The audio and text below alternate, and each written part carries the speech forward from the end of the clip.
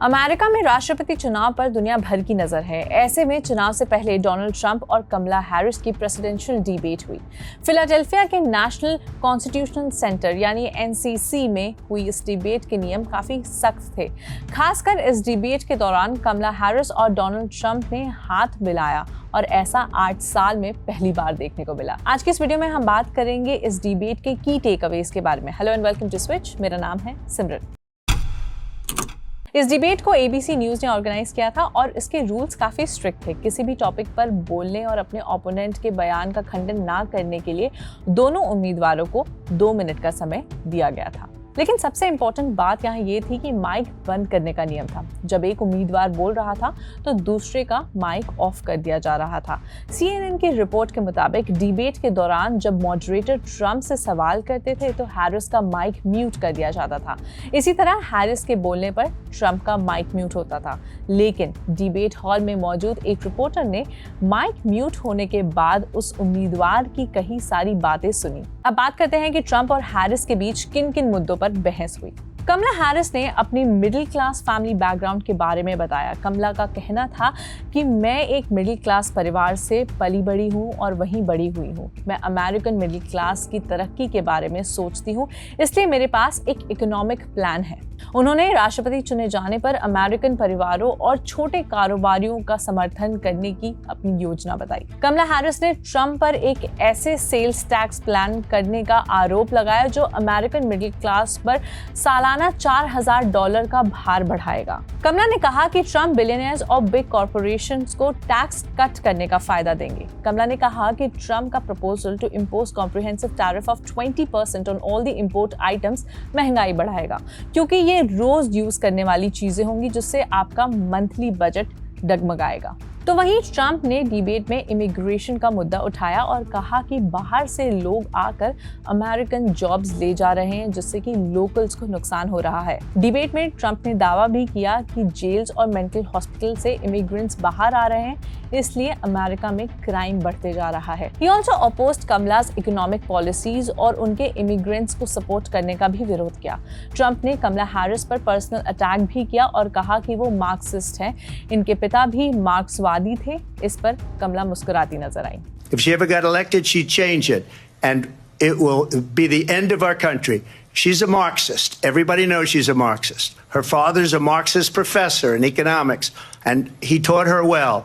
But when you look at what she's done to our country, and when you look at these millions and millions of people that are pouring into our country monthly, where it's, I believe, 21 million people, not the 15 that people say, and I think it's a lot higher than the 21.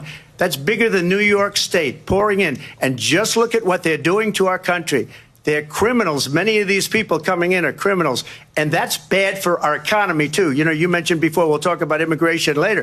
Well, bad immigration is the worst thing that can happen to our economy. Debate के दौरान कमला Harris ने कहा कि अगर Donald Trump राष्ट्रपति होते तो Putin अब तक कीव यानी यूक्रेन में कब्जा जमाए बैठे होते। उन्होंने नेटो को दुनिया का सबसे ज्यादा और बड़ा मिलिट्री अलायंस बताया। कमला हैरिस ने कहा कि उनके सपोर्ट की वजह से यूक्रेन आज भी एक इंडिपेंडेंट देश के रूप में खड़ा है। उन्होंने कहा कि वॉर रुकनी चाहिए और सीज फायर होना चाहिए। डोनाल्ड ट्रंप ने रशिया यूक्रेन युद्ध खत्म करने का वादा किया। कमला हैरिस ने डिबेट के दौरान कहा कि पुतिन तुम्हें खा जाएगा, कोट अनकोट। ट्रंप से पूछा गया कि क्या वो चाहते हैं कि यूक्रेन रशिया से जंग जीत जाए। हालांकि ट्रंप ने इस सवाल का जवाब नहीं दिया। इसके बजाय उन्होंने कहा कि मैं चाहता हूं कि जंग रुक जाए। मैं लोगों की जान बचाना चाहता हूं। मैं राष्ट्रपति बनने से पहले इसे रोकना चाहता हूं। उन्होंने ये भी कहा कि मैं ज़ेलेंस्की और पुतिन को बातचीत के स्टेज पर ले आऊंगा। ये युद्ध कभी होना ही नहीं चाहिए था। ट्रंप ने ये भी कहा कि अगर कमला हैरिस राष्ट्रपति बनती हैं तो 2 साल में यूक्रेन हिस्ट्री बन जाएगा। उन्होंने ये भी कहा कि यूक्रेन रशिया युद्ध पर बाइडेन की जो गवर्नमेंट है वो कमजोर साबित हुई।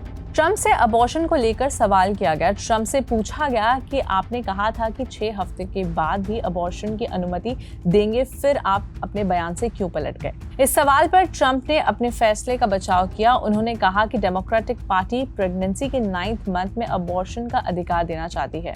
वर्जीनिया के पूर्व गवर्नर ने कहा था कि हम बच्चा पैदा होने के बाद देखेंगे कि उसका क्या करना चाहिए। ट्रंप ने कहा जरूरत पड़ेगी तो गवर्नर ने कहा था कि उसे मार दिया जाएगा, इसलिए मैंने अबॉर्शन पर अपना पक्ष बदला। उन्होंने कहा कि डेमोक्रेट्स अपनी अबॉर्शन नीतियों में कट्टरपंथी हैं। Will she allow abortion in the 8th month, 9th month, 7th month? Come on. Okay, would you do that? Why don't you ask her that question? Why don't you answer That's the problem. question? Would you because veto? under Roe v. Answer Wade, the question, would you veto? you could do abortions in the 7th month, the 8th month, the 9th That's month, not true. and probably after birth. Just look at the governor, former governor of Virginia. The governor of Virginia said, we put the baby aside and then we determine what we want to do with the baby. हालांकि उन्होंने कहा कि उनका मानना है कि abortion एक state का मुद्दा होना चाहिए। तो वहीं कमला हैरिस का कहना था कि ट्रंप सिर्फ झूठ बोल रहे हैं। ट्रंप की वजह से आज अमेरिका के 20 स्टेट्स में अबॉर्शन पर बैन है। इसकी वजह से एक रेप विक्टिम को अपने लिए फैसले लेने में दिक्कत आ रही है। यदि ट्रंप राष्ट्रपति बने तो अब वो अबॉर्शन बैन कर देंगे। कमला का कहना था कि सरकार या ट्रंप महिलाओं को नहीं बता सकती कि उन्हें अपने शरीर के साथ क्या करना चाहिए। कमला हैरिस ने कहा कि मैं अपने कार्यकाल में अबॉर्शन की इजाजत का बिल जरूर साइन करूंगी। दोनों लीडर्स के बीच हुई डिबेट काफी फियर्स थी। 8 हफ्ते बचे हैं यूएस प्रेसिडेंशियल वोटिंग में, यानी 5 नवंबर को यूएस में वोटिंग होनी है। इस डिबेट में कई सारे वाइड टॉपिक्स पर बातचीत हुई, war, housing, abortion to economy. आपकी क्या राय है इस पूरे डिबेट पर? हमें कमेंट्स में जरूर बताएं और देखते रहें स्विच।